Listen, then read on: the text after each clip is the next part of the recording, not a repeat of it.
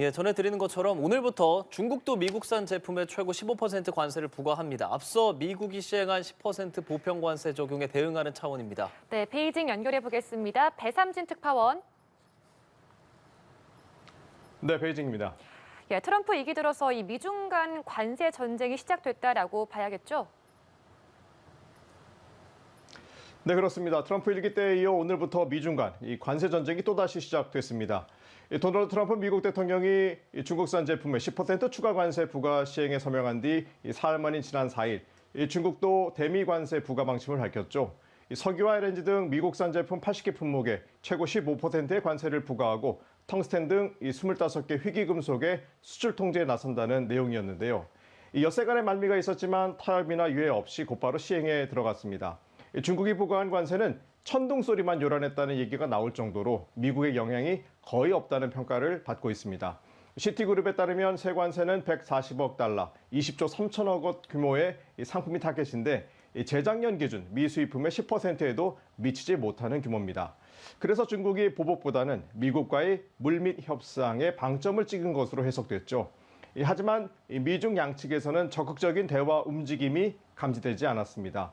중국 관영 매체들까지 나서 협상의 문은 열려 있다고 여러 차례 메시지를 보냈지만 알려진 내용이 없습니다. 미국 백악관에서는 당초 지난주 중에 트럼프 대통령과 시진핑 주석이 전화 통화를 할 것이라고 전하기도 했는데요.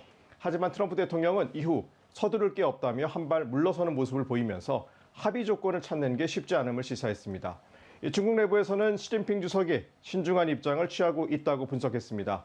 홍콩 사우스차이나 모닝포스트는 트럼프가 단기간에 합의를 이루길 바라지만 시 주석은 트럼프 관세 부과의 궁극적 목적이 무엇인지 중국의 제안을 미국이 받아들일지를 파악하는 데 주력하고 있다고 보도했습니다. 중국이 트럼프 일기 때 합의했지만 시행되지 않은 1차 무역 협상 이해를 고려하고 있다는 보도도 있었는데요. 그런데 미국이 대중 무역 적자폭 확대를 이유로 더 많은 요구 사항을 내걸고 있다는 관측도 있습니다. 이 물밑에서 양측 간 치열한 수싸움이 벌어지고 있는 것으로 예상됩니다. 네, 트럼프 대통령이 철강과 알루미늄 제품뿐만 아니라 상호 관세 부과까지 예고하면서 관세 전선을 확대시키고 있는데요. 이 미중 양국의 관세 전쟁이 여객 국가까지 확산할 걸로 보이는데 앞으로의 대화 협상 전망은 어떻습니까? 네, 전문가들은 관세 공방전이 당분간 이어질 것으로 보고 있습니다. 트럼프 대통령은 선거 운동 기간 대중 관세를 60%까지 높이겠다고 공언한 바도 있는데요. 트럼프 대통령은 최근에도 합의 불발 시 관세를 더 높이겠다고 으름장을 놓은 상황이어서 추가 관세 부과도 배제할 수 없습니다.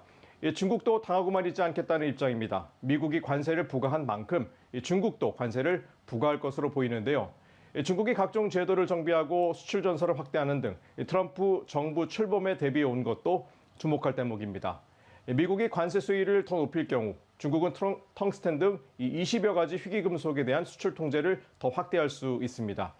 미중 관세 전쟁은 양국 모두의 피해를 줄 수밖에 없다는 분석이 이어지고 있죠. 물가 상승과 국내 총생산에도 악영향이 불가피한 만큼 협상은 필요합니다. 트럼프 일기 때인 2020년 1월 미중 간 1차 무역 합의 당시에도 22개월간의 지리한 협상 과정을 거친 만큼 미중 간 대화 가능성은 아직 열려 있다는 분석이 지배적입니다. 중국이 미국을 세계무역기구 WTO에 제소한 것도 대화를 하자는 신호로 읽힙니다. 시간이 오래 걸리고 미국이 받아들이지 않으면 강제할 수 없지만 미중 간 중재 절차를 거쳐 서로의 요구사항을 확인할 수 있기 때문입니다. 캐나다와 멕시코의 25% 관세 부과가 유예되기는 했지만 그간 미국의 관세를 피하기 위한 우회 수출 경로로 활용된 만큼 중국의 대화 의지는 분명합니다. 다만 언제 어떤 방식으로 만날지는 좀 더 지켜봐야 할 것 같습니다. 지금까지 베이징이었습니다.